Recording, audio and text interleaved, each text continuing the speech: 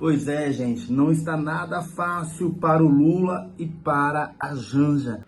Porque a gente vai ter que lutar pelo Brasil. A coisa tá pegando fogo, gente. Brazil ordered X when this judge in particular, who basically rules the country. Brasília está um verdadeiro caos. Separei mais um giro aqui, mais um giro de notícias e dessa vez o giro é pesado. Conteúdo fortíssimos sobre tema gestão de Lula e Janja. Olha só o que está acontecendo. Aperte o cinto, você vai ficar de queixo caído. Mas antes, esmaga o dedo no like, deixa esse joinha pra gente. É muito importante a sua participação aqui. Esmaga o dedo no like, se inscreva no canal, ativa o sininho, é claro. Aqui eu trago a informação e tem um espaço aqui embaixo para você deixar o comentário, a sua opinião. Não se esqueça, o link também para você participar da palestra online gratuita sobre direitos trabalhistas está aqui embaixo. É só clicar e você entrar no grupo gratuito, tá bom? Olha, giro quentíssimo, dá uma olhada no que acaba de sair. Fala pessoal, sejam bem-vindos a mais um vídeo aqui no canal. Mas antes desse giro, deixe o seu like, se inscreva no canal e ative o sininho. E também deixe aqui os seus comentários. Vamos ao giro de notícias atualizadas. Brazil ordered X when this judge in particular, who basically rules the country, sort of like the unelected king of Brazil, ordered X banned from the country.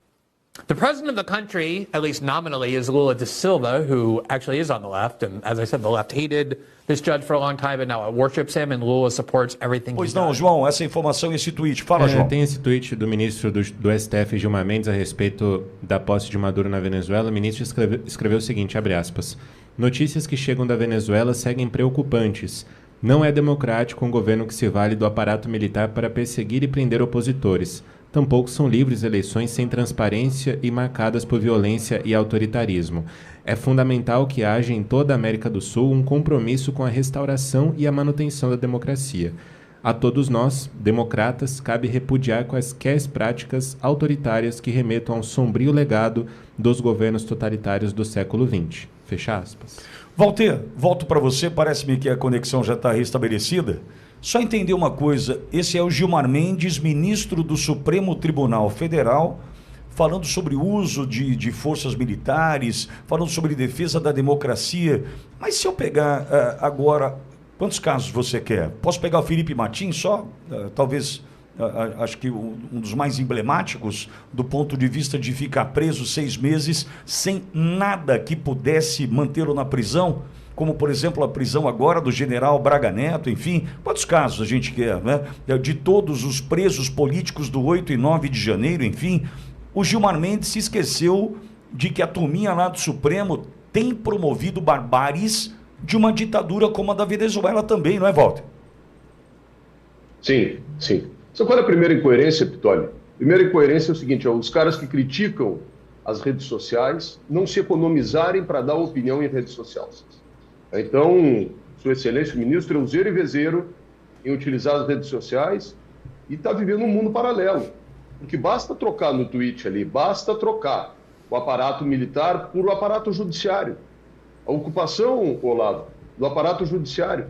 E eu pergunto o seguinte, é democrática uma eleição em que o judiciário tem um lado, toma um lado, manda calar a boca de tudo e estabelecer censura para um lado da contenda e, por outro lado, libera tudo? Então, é só trocar 2 palavrinhas dessa manifestação de Sua Excelência, o ministro Gilmar Mendes, e nós vamos ver o que está acontecendo no Brasil. Né? A utilização do aparato judiciário para fins de repressão política. É o que a gente tem visto aqui. E, aliás, é o principal problema do Brasil, na minha avaliação. Fala, Olavo.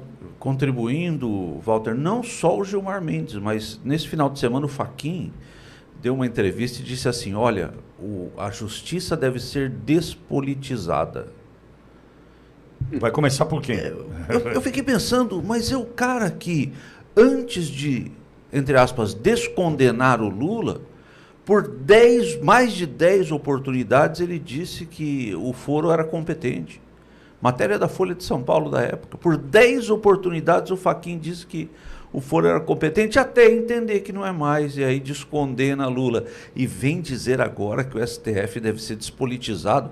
Para despolitizar o STF, poderia haver a renúncia de alguns ministros, talvez quase todos. Eu acho que toda a justiça toda a justiça, Olavo, não só o STF, da primeira instância até o mais alto tribunal do país, o nosso judiciário, infelizmente, está falando aqui para um outro colega, né, 2 operadores do direito, nosso judiciário está totalmente ocupado, aparelhado, instrumentalizado. Determinados assuntos já se chega diante do Ministério Público. Vejam a promoção do Ministério Público essa semana em relação ao anúncio da Meta, né, da liberação ou da liberdade de opinião nas redes sociais. O que o Ministério Público já fez? Então, em determinados assuntos, se entrar no judiciário, a gente já sabe a priori qual é o resultado. Certos temas. Então, isso está muito errado. A gente já sai perdendo de 1-0, 2-0, 3-0, 4-0. De novo, insisto, vou continuar batendo nessa cantilena, porque a abertura do nosso programa aqui, a esperança de que a verdade sempre vencerá. O fato é o seguinte, é que hoje a ocupação do judiciário é o principal problema brasileiro. Agora, Walter e Olavo, né, vocês lembram do Fachin, né, das manifestações com relação ao foro, que, enfim, tudo que a gente acompanhou, e depois o mesmo Fachin descondenando o Lula, né? O Walter já foi vereador em Porto Alegre, uma capital de estado, né, já foi presidente da Câmara e deve ter vivido toda a tensão, né, de um bastidor da política. A gente está aqui, Olavo, calculando esse bastidor. O Walter viveu o bastidor. Eu fico imaginando, né, como se dá uma decisão como essa do ponto de vista do residual, onde eu quero chegar. Dá para você imaginar, amigo, alguém que diz 10 vezes a mesma coisa e depois tem que desdizer?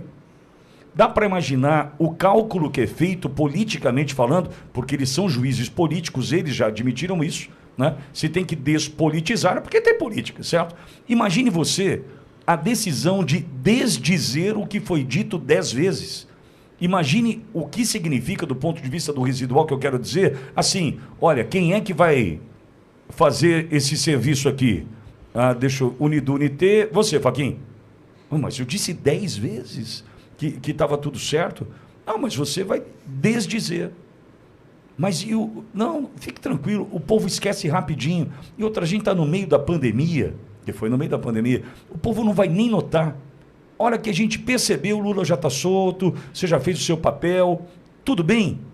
Imagine você uma decisão como essa, porque alguém em algum momento precisou soltar o Lula para que tivesse, o então presidente Bolsonaro, alguém para concorrer com ele. Alguém para poder disputar a eleição com o presidente Bolsonaro. Porque não era Alckmin com 5% da intenção dos votos que poderia fazer frente ao presidente Bolsonaro. Não era Alckmin. Quem era? Ciro Gomes? Não, esquece. Quem seria? Não tinha naquele momento. Então, alguém tomou a decisão e disse, olha, precisamos tirar o Lula, 500 dias depois, tirar o Lula da cadeia. E tirar o Lula da cadeia precisava passar por alguém como Fachin, que disse 10 vezes a mesma coisa, que ele teria que desdizer. Então, eu começo contigo, Walter, essa rodada e passo para o Olavo, até usando da tua experiência. Dá para imaginar como uma decisão como essa é tomada? Dá para imaginar como se chega ao ponto de alguém que disse 10 vezes a mesma coisa, ter que desdizer e dizer, não, eu estava errado, tá tudo, vamos descondenar, eu preciso do Lula aqui para disputar a eleição e justificar uma vitória, porque também já está tudo certo para a gente pedir para os institutos de pesquisa começarem a divulgar pesquisas quase que diariamente, num ritmo alucinante, justificando que Lula é o melhor, Lula era a alternativa, aquele que falava palavrão. Dá para imaginar como essa decisão foi tomada, Walter? É lamentável, mas é o que a gente vive, né, Pitoli? E dá sim. Esses tempos eu vi uma entrevista da Janaína, não sei se ela tem mandato hoje em São Paulo, a professora Janaína Carneiro, é isso? Né? A Janaína Pascoal. Não, Janaína Pascoal. Ela falou assim, o problema é que o Bolsonaro assustou demais o sistema. E na mesma linha, há poucos dias atrás, o governador Tarcísio também, acho que foi na Band, deu uma entrevista também. O Sowell, Thomas Sowell, um dos maiores intelectuais dos Estados Unidos agora dessa segunda metade do século XX, diz o seguinte, é impressionante o quanto de pânico que a verdade pode causar numa multidão de hipócritas. era o que a gente vinha assistindo, né? Esse politicamente correto se transformando numa ditadura, de uma linguagem única, de um lugar único de virtude, vem Bolsonaro e começa a quebrar esse sistema e essa hegemonia. E aí esse sistema se retroalimenta, se reúne e faz um pacto.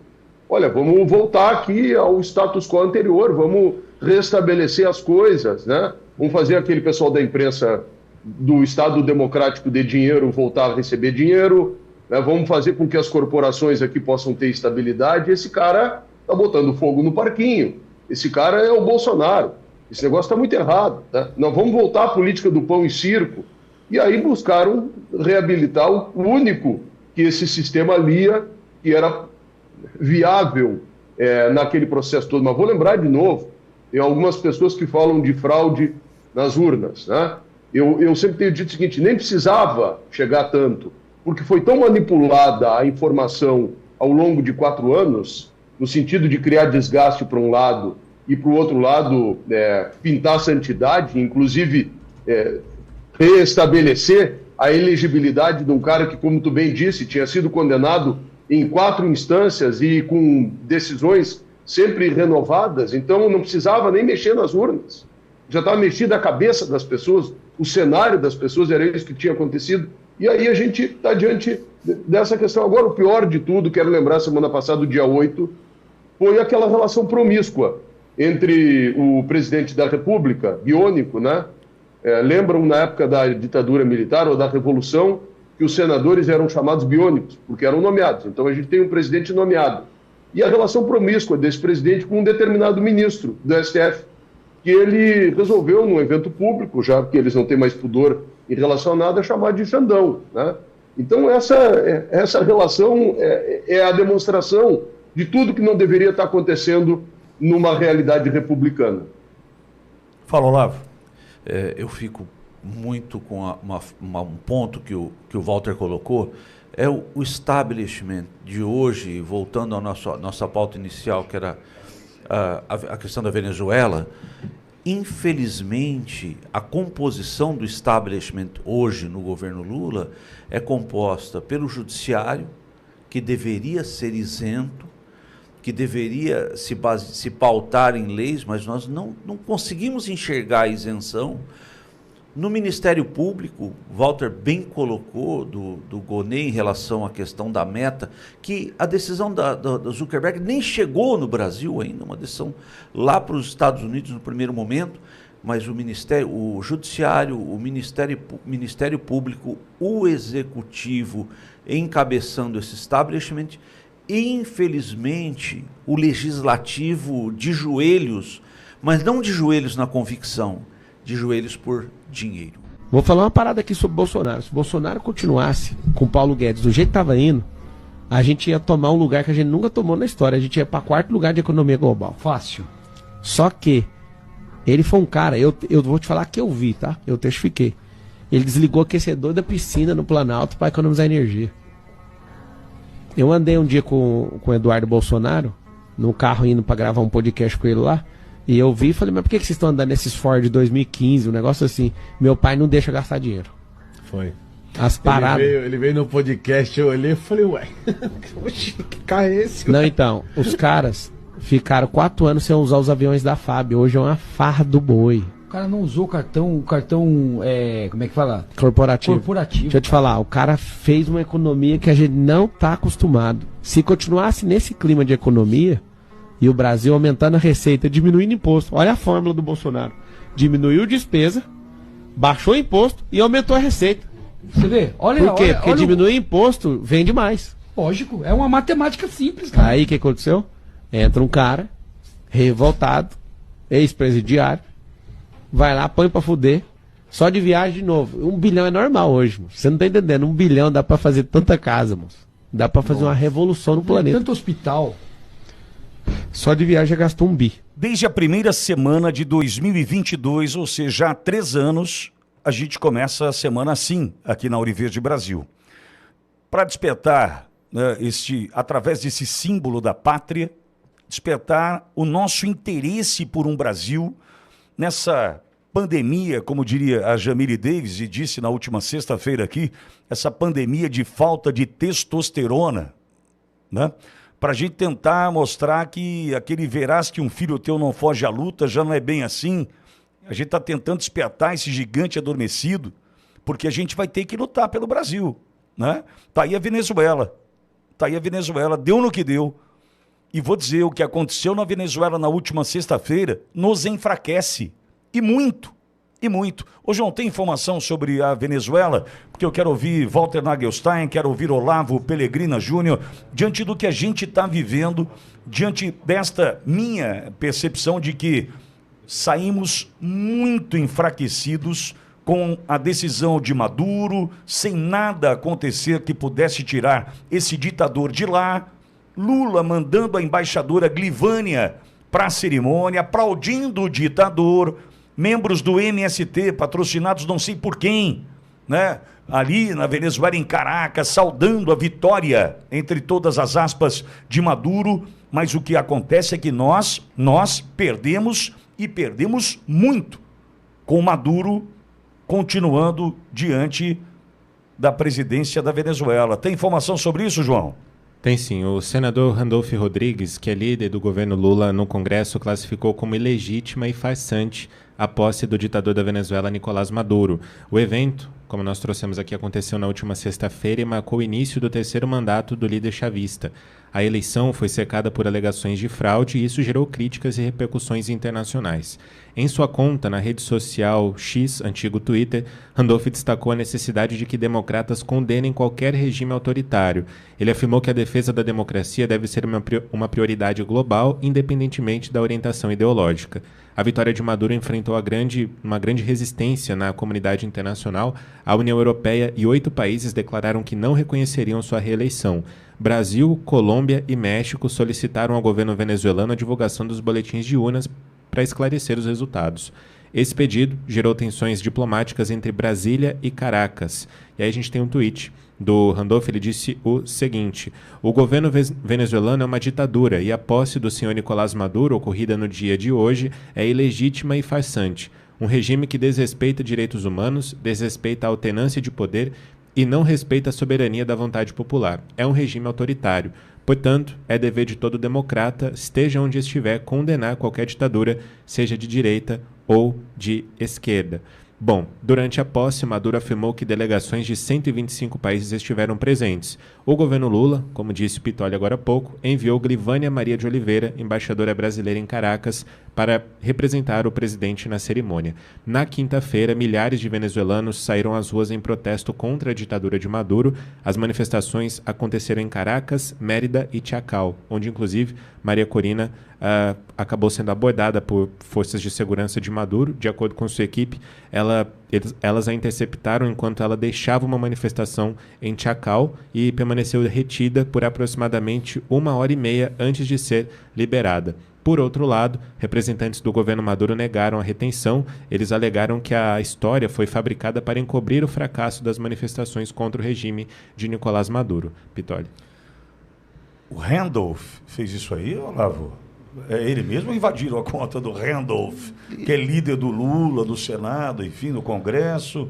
Não entendi esse tweet aí. É uma agulhada em quem? Deu uma alfinetada aí, não deu não? Ele falou, depois, além dessa nota, ele deu uma entrevista na CNN reforçando com todas as letras essa mesma fala. Mas foi na contramão do que Lula fez até aqui, porque o que eu tentei dizer na sexta-feira é que o silêncio do Lula dizia muito. Concorda, Olavo? Você está certíssimo. O PT e a esquerda brasileira pratica um discurso dúbio, um discurso disforme e não uníssono.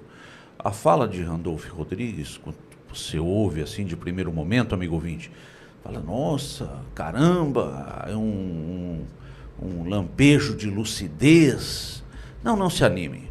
O discurso é absolutamente interno. Dentro do país, esse foi o discurso. Para brasileiros. Por quê? Dentro do Brasil... A imprensa que cobrava isso ou não?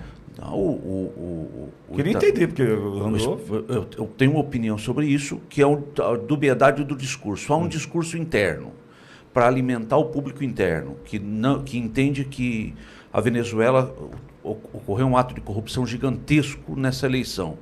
Agora, inclusive Itamaraty emite uma nota também pífia, com a mesma cara do Randolph, dizendo assim, o Brasil exorta que as forças políticas venezuelanas caminhem para o diálogo. Esse é o discurso interno. Dialogar com Maduro. Com Maduro, exato. Que haja um diálogo dentro da Venezuela. Mas falar isso aqui, nada é a mesma coisa. Sim. Agora, a postura internacional é a mesma.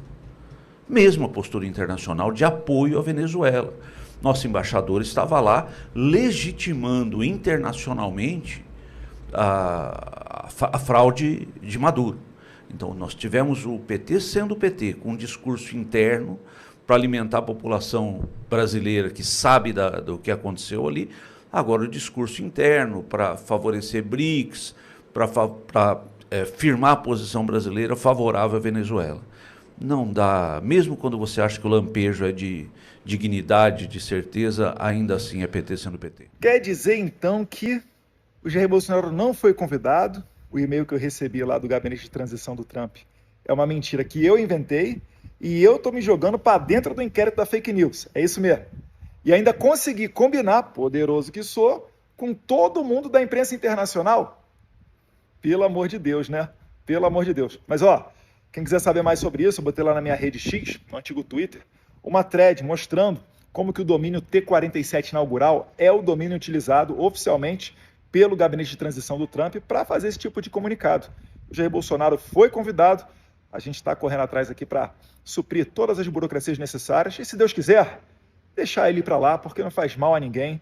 Já voltou dos Estados Unidos, já foi para a posse do Milei na Argentina, retornou e Deus ilumine a mente das autoridades brasileiras.